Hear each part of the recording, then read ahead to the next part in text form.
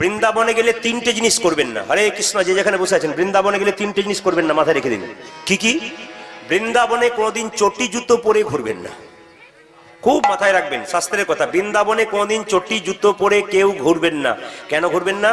বৃন্দাবনে কৃষ্ণ এতদিন ছিল, বৃন্দাবনে অলিতে গলিতে ঘুরে বেরিয়েছে, কোনদিন চটি পরে নাই, খালি পায়ে গিয়েছে।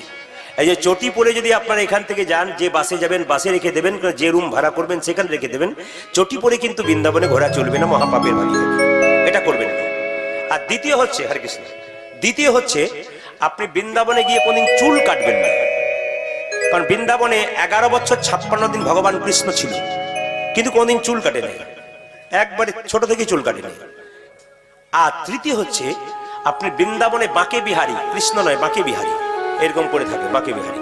এই বাঁকে বিহারীর কাছে কেউ কাঁদবেন না মায়েরা, অন্য জায়গায় কাঁদবেন, কিন্তু বৃন্দাবনের বাঁকে বিহারীর কাছে কাঁদবেন না। কেন কাঁদবেন না?